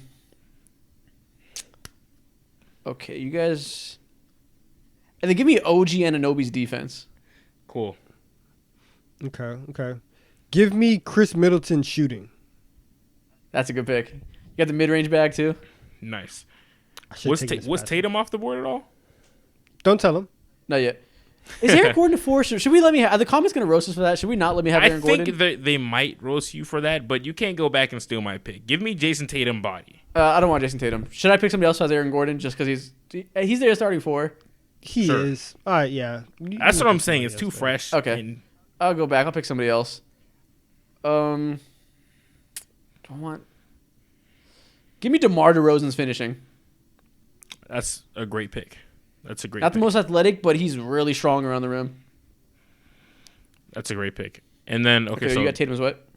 so I got Jason Tatum's body, and then You give already me, have. Oh, say it again because I talked over you when you said it the first time. yeah, give me Jason Tatum's body. I recovered my bag. I feel like there's a lot of 6'7" dudes out there. Like, whatever. And then Jimmy Butler's passing. Ooh, okay, that's a Yeah. good one. There's not a lot of good passes out there. I like that. Okay. We're counting him as a forward. Yeah, for sure. Yeah. Yeah, he's been a 3 for a long time. All right.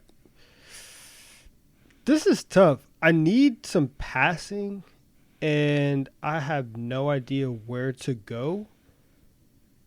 But this is gonna be one of the Mo picks where it's like, hey, like whatever What happens the fuck happens. does that mean? You know what I'm saying? Give me Paul George passing. Okay, Okay. it's one of the best you can do. Yeah. Blah. Okay. So I need shooting and body. Give me Michael Porter Jr. shooting. That is elite. That's good. You're not passing the ball whatsoever. I love that. I got LeBron's passing. That's all I'm saying. That's good. I think the MPJ's shooting instincts are supreme than LeBron's passing instincts. Listen, if I got MPJ's brain, I'm fucked. Yeah. Would y'all mind For body? Oh wait, go ahead. For body, underrated Jonathan Kuminga. Underrated athleticism. All right, That's good. cool. That's cool. That's great. That's I cool. like that pick. Can I make a trade within my own draft? No. What does that mean? Can No. I switch two of my players' attributes? No. No. All right. No changes. How dirty y'all been doing me? No. I was tried to just- do that with I Mikal was- Bridges. all I was doing was asking a question. That's all I was doing. All right, then we're good. Oh, is that it? Oh wait. Oh no, wait. Do I still have finishing to do? I don't think I have. I don't have. No, you guys D. both have one pick left. You have a pick left. Oh wow, I am tripping. Okay. I don't think I have D, and I don't. Do I have finishing? I don't think I have finishing. Okay. You Listen. guys only have one pick left. Okay. I have I'll mine. figure it out. And hear me out. Considering that we're talking about like their peak and their prime. Give me Rudy Gay's finishing. This is so This is a deep cut. It is. Okay. I'm just listen. Rudy Gay used to do some things. Okay, you're gonna have him. Whatever that means.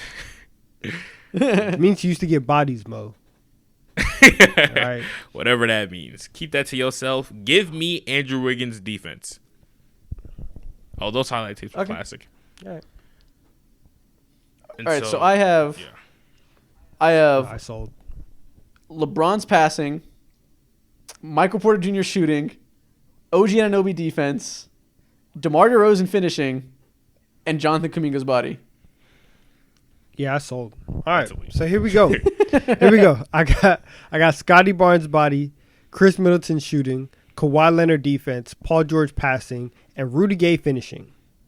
Oh man, your team sucks. Your player's ass. It's honestly not. It's honestly not. Your player's just Paul George. That's what I'm saying. Like it's cool. I'm okay. All right. So I forgot who I selected for finishing, but figure it out later. I got Jimmy Butler passing, KD shooting, Andrew Wiggins defense, Mikal Bridges body, and then blank finishing. Did I ever pick someone for? I genuinely don't remember. Yeah, you picked Jason Tatum's finishing. No, you picked Jason Tatum's body. No, I picked Mikal Bridges' body. You said Jason Tatum's body by accident. Say Jason Tatum finishing, and I'll edit it in there. There we go. Yeah, Jason Tatum finishing. That is perfect. Say I'll take Jason Tatum finishing. Give me Jason Tatum finishing. Okay. Yeah, you accidentally said body twice. Yeah, there we go. There was a mishap. I'm like, I know I picked someone who's nice, but I don't see anyone who's nice left in this bitch. What the fuck? And it's funny because Jason Tatum isn't even that good of a finisher. Like it's. Did I? Yeah, whatever. I remember. No, it's because you thought you had body.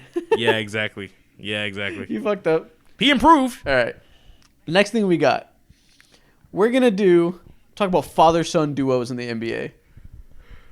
Let's get into it. This will be a fun one. We're gonna say which father-son duo is better. This man Donovan just texted me Rudy Gay highlights. Nostalgia. This is what we doing? Okay, I'm gonna watch that at 2 a.m. Yeah, there you go. All right, so I'm gonna have two NBA father-son duos. You guys will tell me which one's better. So, which NBA father-son duo was better? Klay Thompson and Michael Thompson, or Domantas Sabonis and Arvydas? How nice was Michael Thompson? That's the real question. I mean, he was a role player on Showtime. He was good. He's a number one overall pick, though. He was number one? Yeah. I didn't even know that. He was like that. Yeah, it didn't pan out, but he was number one.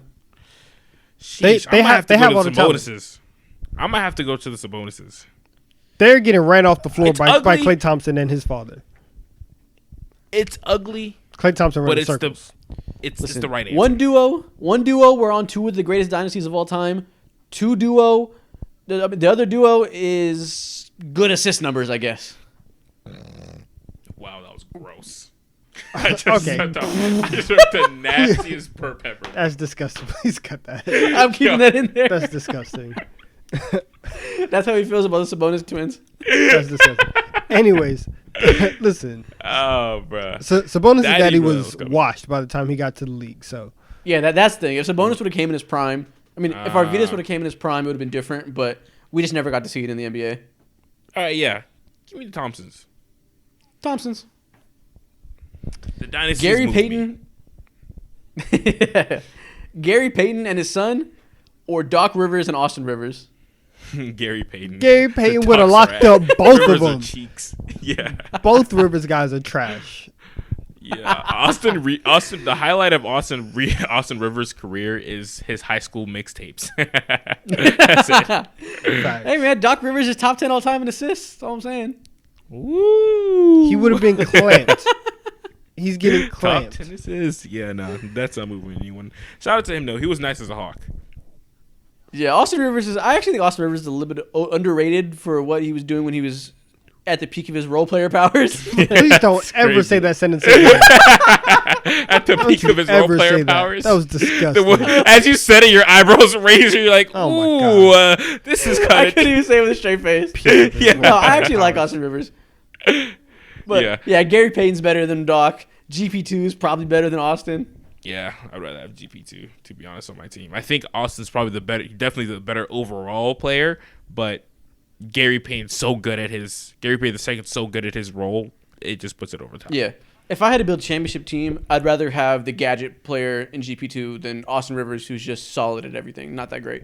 Yeah, exactly. Gary's, plus they're cooler. Yeah. Plus Gary Payton's scary, so we got to pick him. Yeah. Doc Rivers does not move me.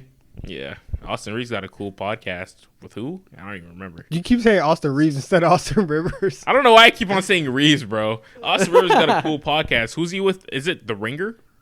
Yeah, it's with the Ringer. I forget the guy's name. He's cool. But yeah, he works for the All Ringer. he does is complain on there. Yeah. Who, Austin? Yeah. Yeah. Yeah. About how he hates new school things, bro. Sounds like a boomer. Yeah.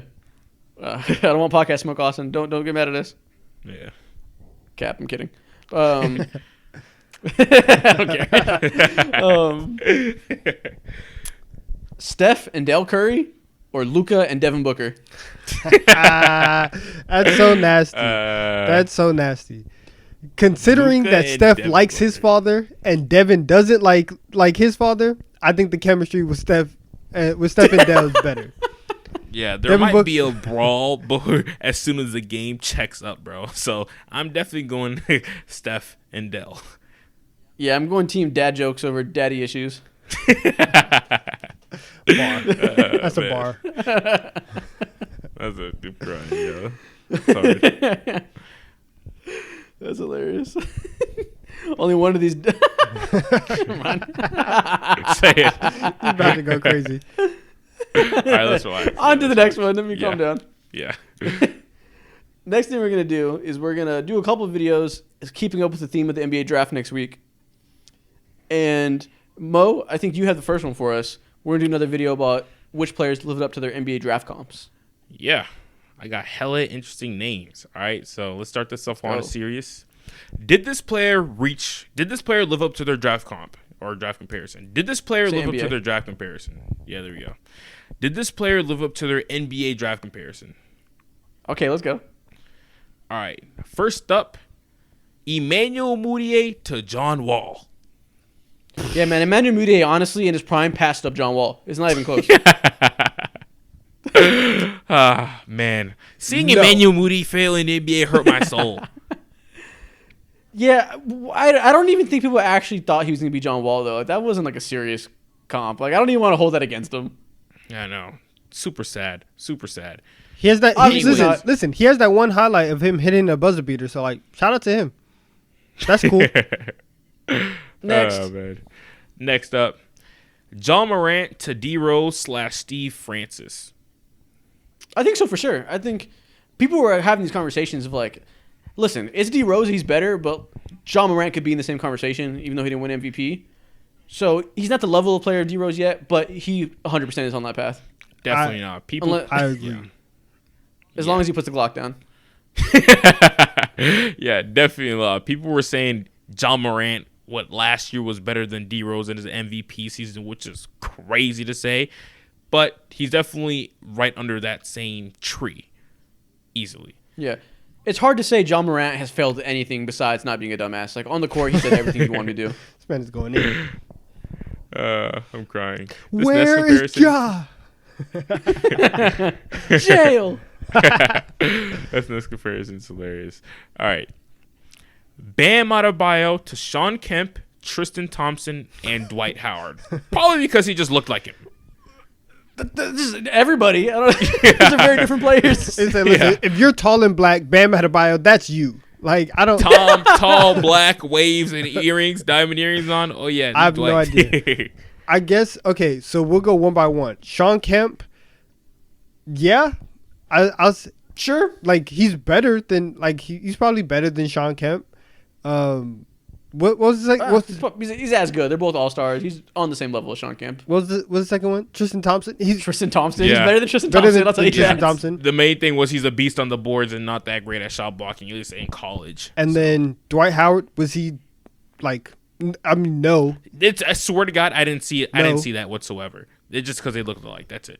Yeah, I don't know why that was there. He's just he's a similar mold. He's just way less athletic, has a little bit better of a touch. So, like, I see why people said that. But sure, he's some amalgamation of those three guys. I'll give it to him. Yeah, fair. That's a W. All right.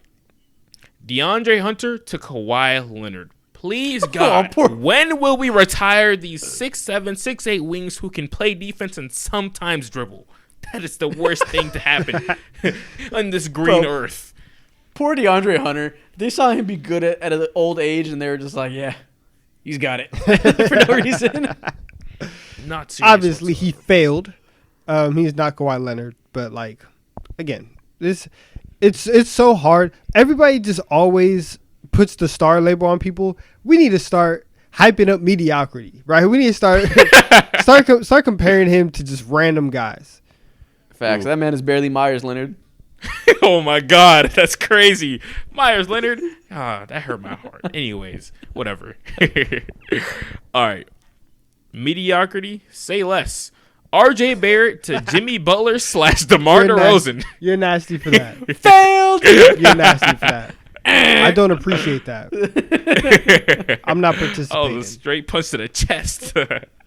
Yeah, definitely not what you wanted from a number 3 pick, but a lot of smart draft people knew that RJ Barrett wasn't what he was hyped up to be out of high school and shouldn't have been picked that high. So he's been what we'd expect, but a lot of mainstream people had these stupid expectations. So fail. Yeah, exactly. Sad stuff. He's still finding his way in the NBA. I think we've just all accepted the points where like he's just one of those players who's meh. It ain't wrong. Ain't nothing wrong with that. Yeah, he'll find his way to China.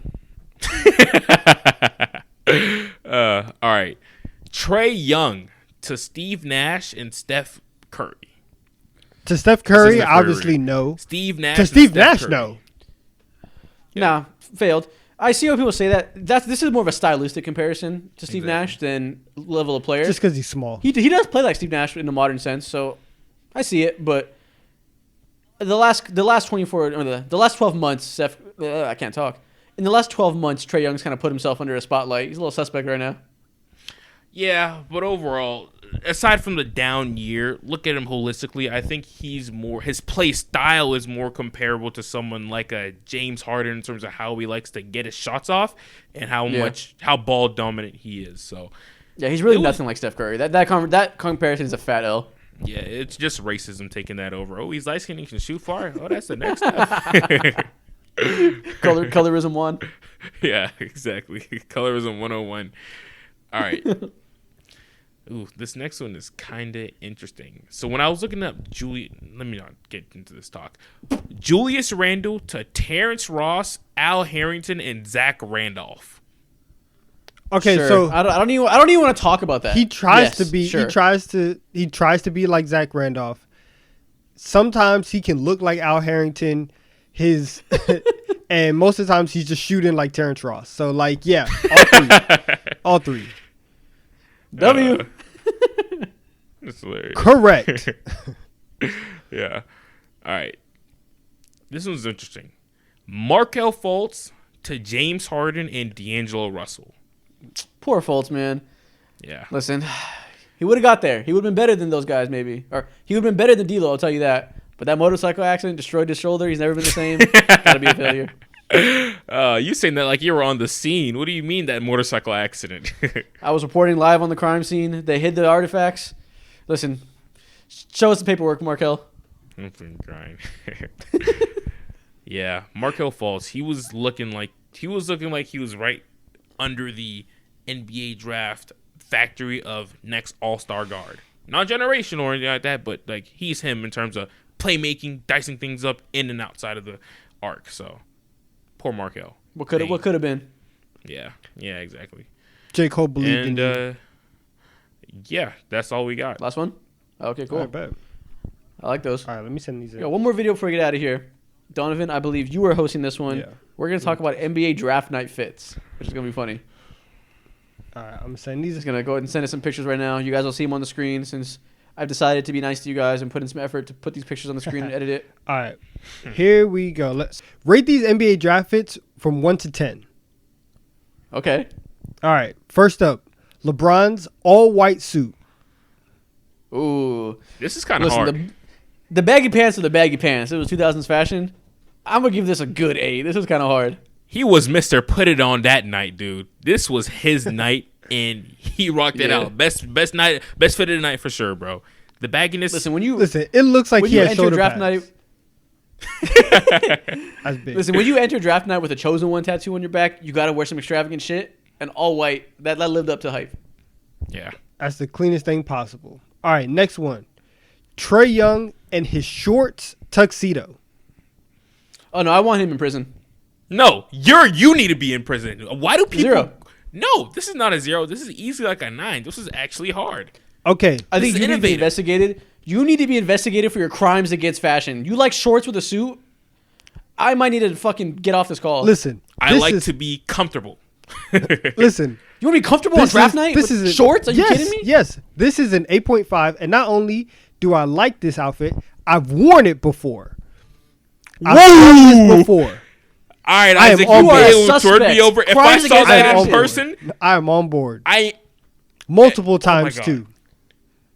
I'm just glad you never let me see you with this on, because there would have been pictures taken and they would have been on the internet. You If might I were see, you, might see Donovan, them I soon. would have never shared that public. If I were you, Donovan, I would have never shared that information Just publicly. because I take risks with my fashion choices, and I'm okay with that.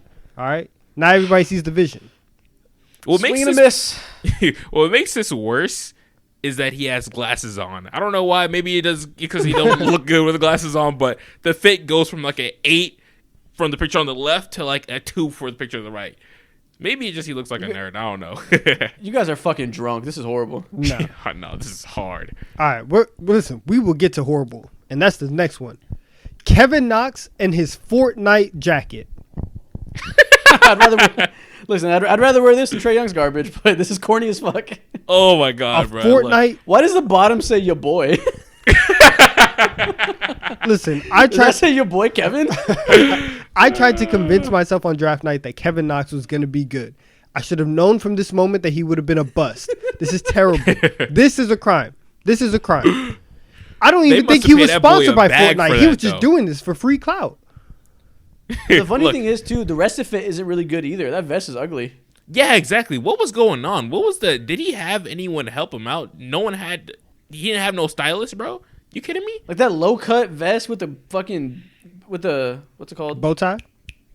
Yeah, that low cut vest with the bow tie combination. He's already starting at a low point. You're throwing Fortnite. It's abysmal. Fortnite must have been paying him a serious bag in order to. Start I don't this think they propaganda, were. He did it for the love of the game. bro. Oh, this is horrendous. All right. 0. All right. Next one. Paolo Banchero's whatever this is. I want to say this is kind of hard. That chain ties it in together. This is terrible. I don't like the shoes with the fit, but I don't hate the. This is the type of risk I would take with the purple, not like Trae Young's shorts risk. This is cool. No, this is, listen, it has a good base and it had potential. This looks like, and it makes sense because he's like 19. This is a prom outfit. This is something that people wear to prom.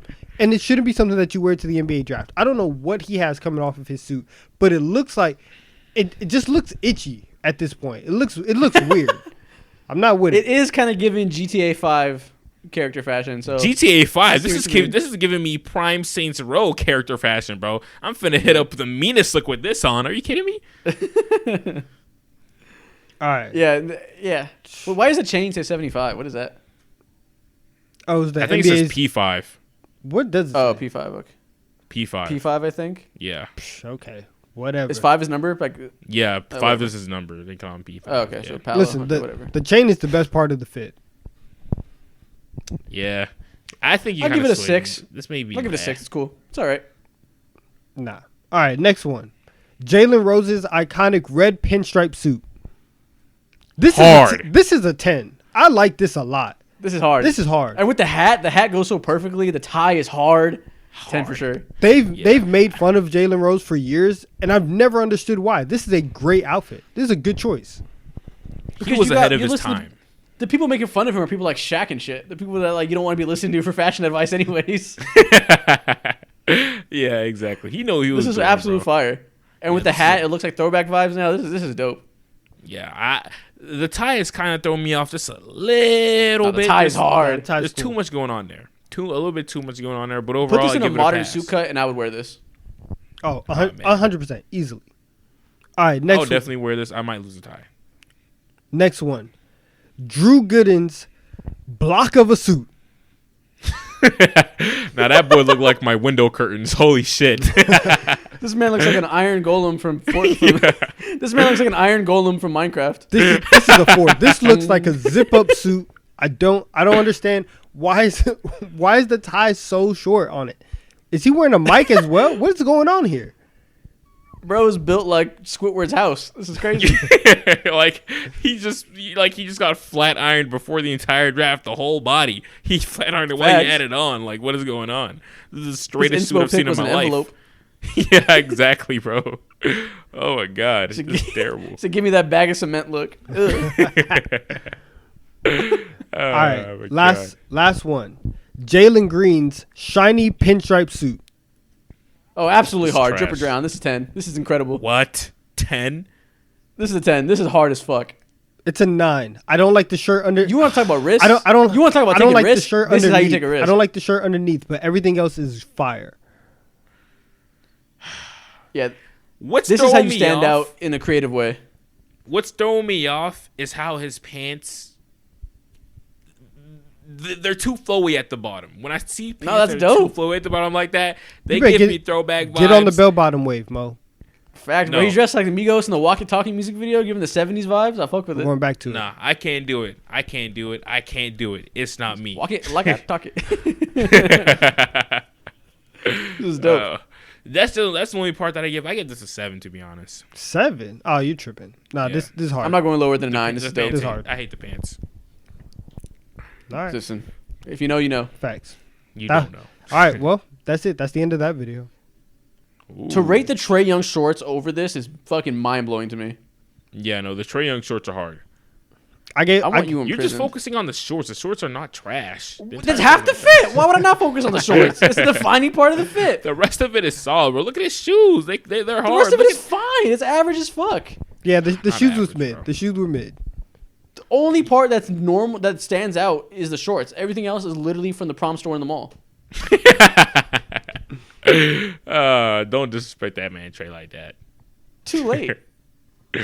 It's hard. Anyways, yeah, man, that's the end of the episode. If you're still here, comment Mo has no drip. Let us see in the comments. Whoa, crazy allegation. That is outrageous. Crazy allegation. allegation. That is outrageous. Wow. Upgrade. Comment Trae Young has no drip. Let's do that. Let's piss him off even more. That is Mo still cares outrageous. about Trae Young more than himself. Worse. He's more mad about that. Comment Trae Young has no drip. I want to hear it in the comments. Come at me. I will sacrifice myself for my glorious Trae Young. What was that video? I would sacrifice myself for Packy's dead. Throwback meme. Exactly. All right, man. End of the episode. Trae Young has no drip. Let us know in the comments. Check out the merch. Like and subscribe. Rate us 5 stars. Leave a review on audio platforms. We're out of here. Check out Isaac's newest video. Bye. True. Peace.